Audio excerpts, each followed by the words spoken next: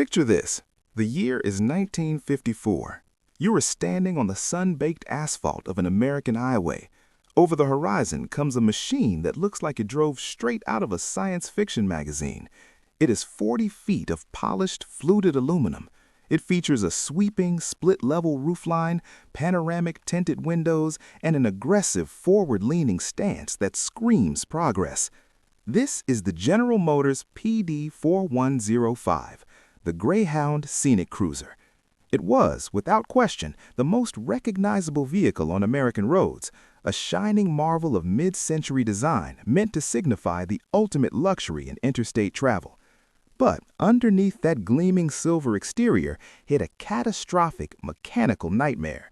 We remember the Scenicruiser as a triumph of American engineering, a nostalgia-drenched icon of the open road. But the reality is far darker. This revolutionary bus nearly destroyed Greyhound's reputation entirely. It was a rolling liability, a multi-million-dollar mistake that forced an entire corporation into a desperate nationwide scramble.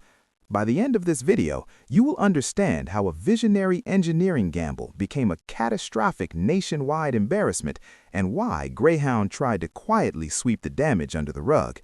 But what really caused the collapse of America's most futuristic highway icon? The answer is worse than you think. Here are the 5 shocking truths behind Greyhound's 1954 to 1956 twin-engine Scenicruiser disaster. Number 5. The ambitious dream that went too far. To understand the failure, you have to understand the sheer magnitude of the dream. Following World War II, America was booming. The interstate highway system was on the verge of transforming the nation, but Greyhound was terrified. Commercial aviation was becoming faster, cheaper, and vastly more accessible. Train travel was offering luxury dome cars. The executives at Greyhound knew that to survive, they couldn't just build another bus. They had to build a land yacht, a vehicle so opulent, so visually striking that passengers would choose the highway over the sky. Greyhound enlisted the legendary industrial designer Raymond Loewy to draft a concept.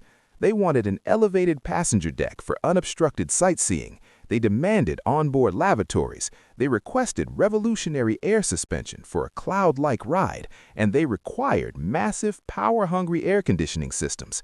It was a brilliant vision, but it demanded technology that frankly did not exist. When Greyhound approached General Motors to build the PD-4501, GM engineers were incredibly hesitant.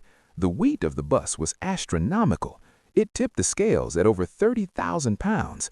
To push a 2-story behemoth down the highway at a sustained 60 miles per hour while powering an enormous heavy-duty air conditioning compressor required an unprecedented amount of horsepower.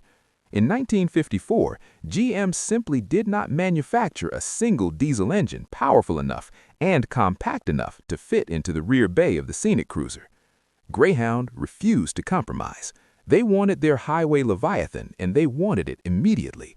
The timeline was rushed, the pressure was immense.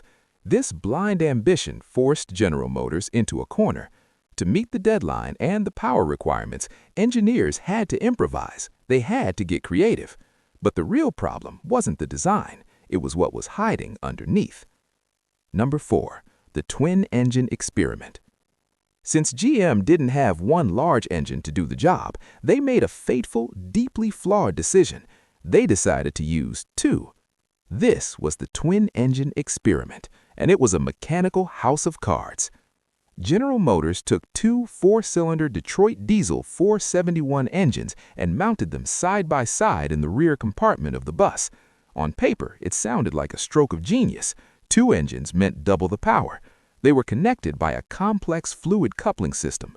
The right engine operated continuously, tasked with running the massive air conditioning unit and other accessories.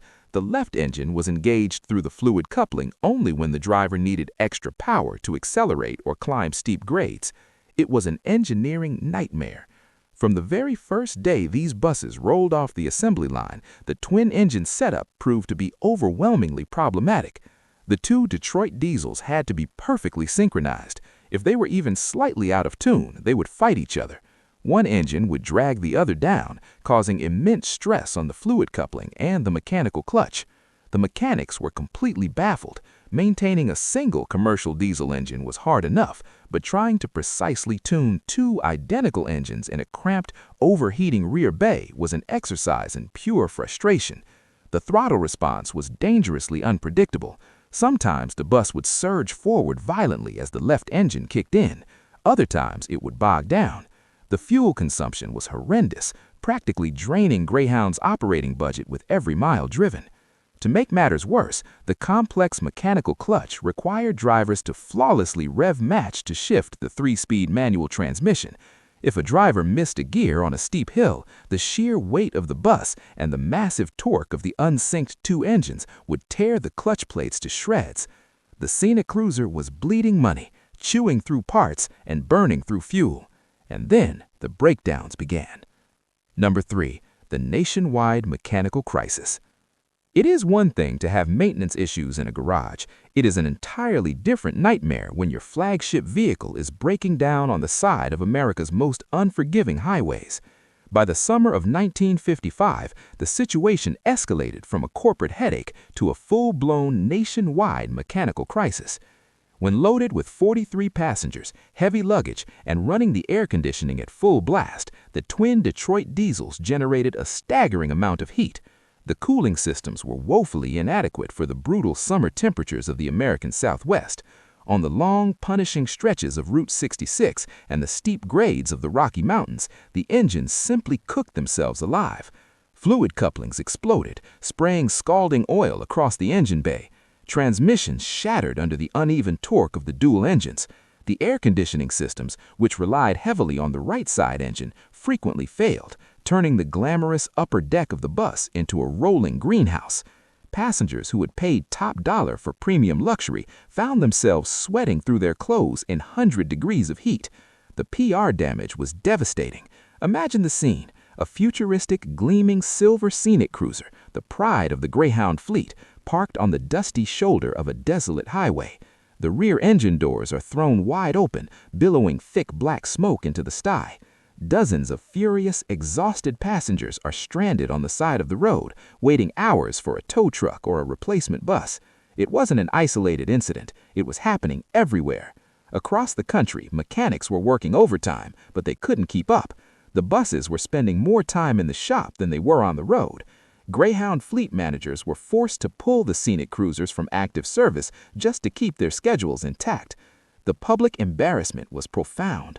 The media started to catch on. Greyhound's rivals laughed as the shiny new land yachts broke down with alarming regularity. The financial hemorrhage was staggering. Towing fees, refunded tickets, and massive repair bills were eating into Greyhound's profits at a terrifying rate. But what happened next nearly bankrupted the entire project. Number 2. The costly secret rebuild. The executives at Greyhound and General Motors were in full panic mode. The Scenicruiser was supposed to be the undisputed king of the highway, but it was rapidly becoming the laughingstock of the transportation industry. They couldn't just scrap the fleet. Greyhound had already purchased nearly 1,000 of these highly customized, incredibly expensive buses. Abandoning them would be corporate suicide. So they did the only thing they could do. They engineered a massive, quiet cover-up. This led to one of the most extensive and expensive retrofitting programs in automotive history. Greyhound and GM quietly partnered with the Marmon-Harrington Corporation to perform a total mechanical overhaul of the entire Scenicruiser fleet.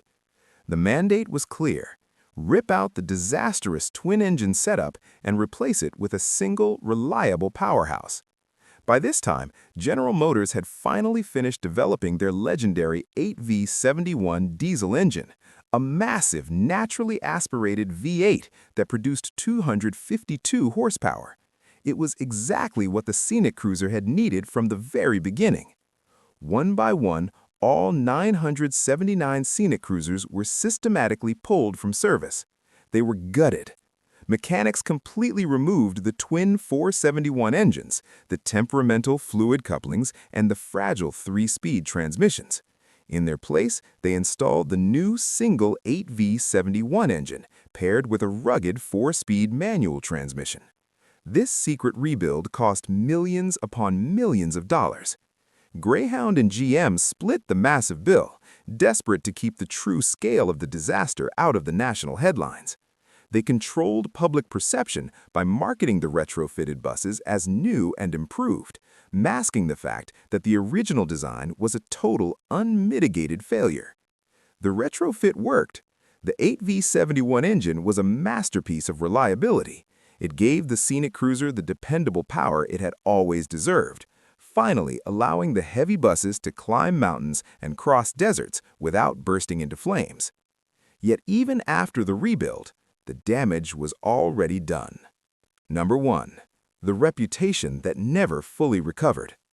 The Greyhound Scenicruiser survived the crisis of its early years, but the deep scars of the twin-engine disaster fundamentally changed the company forever. Despite the successful rebuild, public trust had been severely fractured. For years, passengers associated the iconic split-level design with roadside breakdowns and boiling radiators. Industry insiders and rival bus companies heavily criticized Greyhound's hubris. They viewed the Scenicruiser as a glaring example of what happens when marketing and aesthetics are prioritized over fundamental, proven engineering. Yes, the Scenicruiser eventually became a beloved pop culture icon. It was featured in movies, immortalized in toys, and recognized as a masterpiece of American design. But within the corporate walls of Greyhound, it was viewed as a harsh, unforgiving cautionary tale. The long-term impact on bus engineering was permanent. Greyhound learned a brutal lesson about the dangers of unchecked ambition.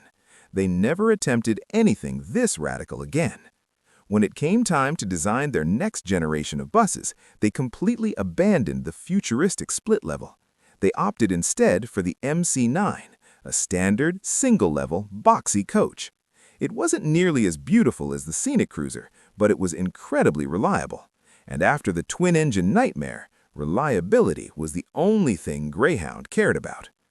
The Scenicruiser remains a bittersweet chapter in automotive history. It stands as a stunning symbol of post-war American optimism, a bold, fearless leap into the future of luxury travel. But it also stands as a monument to dangerous overconfidence. It proved that no matter how beautiful a machine looks on the outside, it is completely worthless if the mechanics underneath are fatally flawed. Outro. The rise, fall, and eventual survival of the Greyhound Scenicruiser is a masterclass in the delicate balance between innovation and reliability. It was a bus that dared to redefine the very concept of travel. It pushed the boundaries of engineering to the absolute breaking point.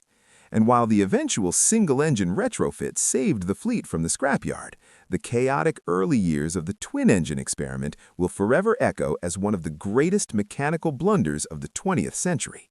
Because the truth is, pushing the limits always comes with a price. Sometimes the future arrives too fast, and sometimes it breaks down on the side of the road. What do you think about the Greyhound Scenicruiser? Was the beautiful design worth the mechanical nightmare, or should Greyhound have played it safe from the beginning? Let me know your thoughts down in the comments below. If you enjoyed this deep dive into automotive history, make sure to hit that like button, subscribe to the channel, and turn on notifications so you never miss another documentary. Thanks for watching, and I'll see you in the next one.